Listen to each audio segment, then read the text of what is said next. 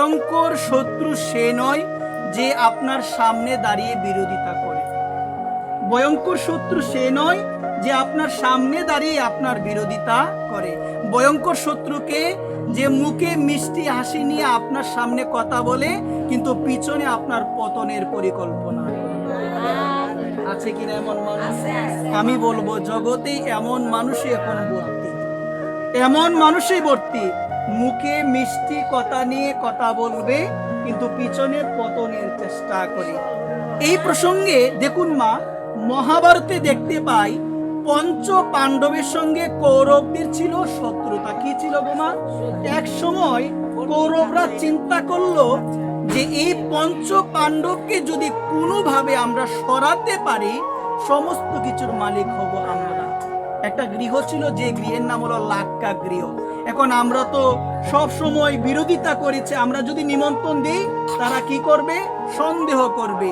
প্রথম থেকেই তাদের সঙ্গে শকুনি আদি দুর্যোধন ভালো ব্যবহার, ভালো আপ্যায়ন শুরু করে দিয়েছেন। কেন বলছেন? ভালো আপ্যায়ন করলে, নিমন্ত্রণ দিলে অবশ্যই আসবে। কি আদর, কি স্নেহ! এত আদর দেখালো, এত স্নেহ দেখালো, দেখানোর পর নিমন্ত্রণ দিল লাক্কা গৃহে আসার জন্য।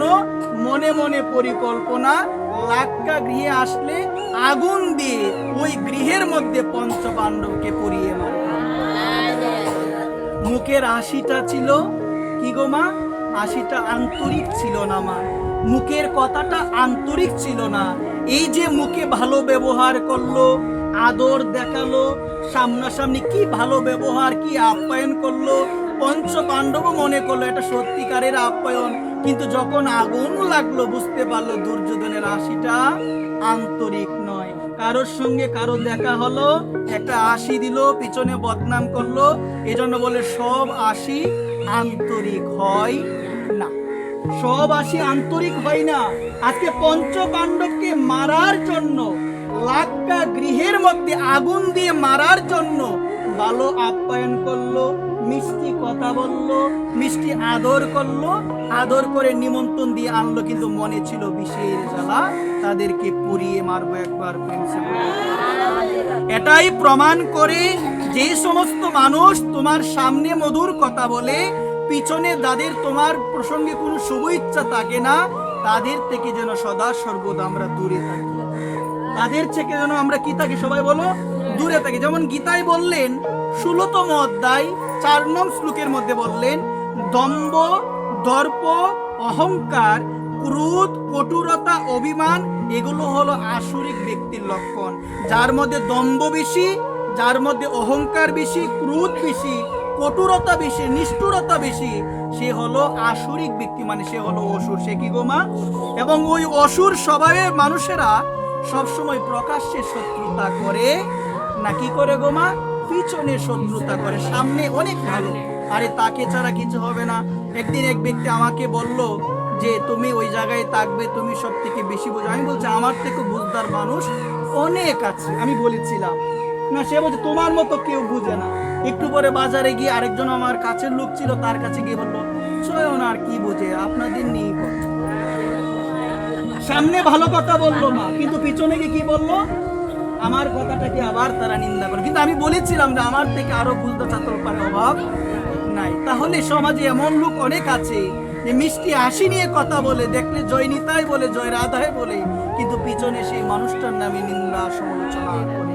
এমন অনেক আছে, এমন মানুষ অভাব নাই। যেমন রামায়ণে প্রকাশ্যে যে শত্রুতা করবে মনে করবেন ভালো।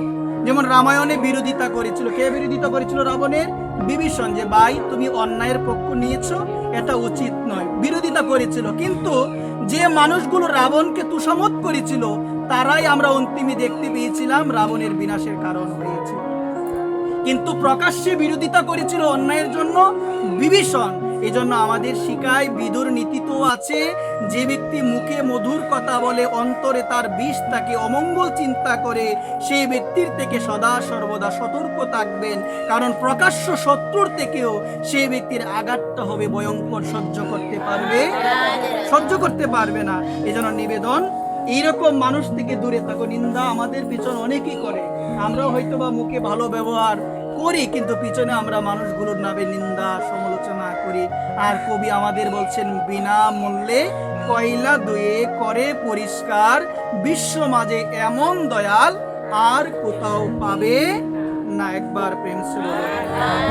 আর চাণক্য পণ্ডিত তার নীতি কথায় তিনি বলছেন, যে ব্যক্তি সামনে মধুর কথা বলে, পিছনে ষড়যন্ত্র করে, উপরে দুধ ভিতরে বিষ। উপরে দুধ কি বলেন? উপরে দুধ আছে কিনা এমন লোক আমাদের সমাজে? দূরে থাকো, দূরে থাকো এবং ভগবানের কাছে প্রার্থনা করো, ভগবান আমাকে একা রাখো, কিন্তু এমন কোনো ব্যক্তির সঙ্গ যেন আমি না করি যে আমার অমঙ্গল চিন্তা করে, ক্ষতি চিন্তা করে। জয় রাধে শ্যাম। আমি সদা সর্বদা ভগবানের কাছে এই প্রার্থনা নিবেদন করে, আপনারাও নিবেদন করবেন, ভগবান সদা সর্বদা যেন ভগবানকে ডাকি।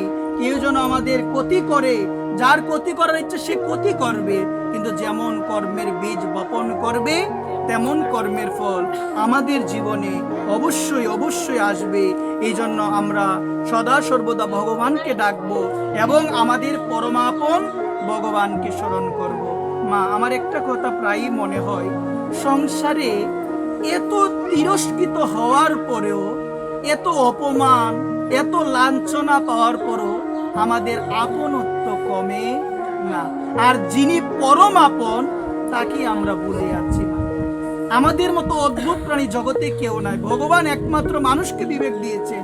সমাজে এত কষ্ট, আমরা মনুষ্য জীবন পেয়ে এত কষ্ট পাই, কিন্তু তারপরও আমাদের আপনত্ব কমে না।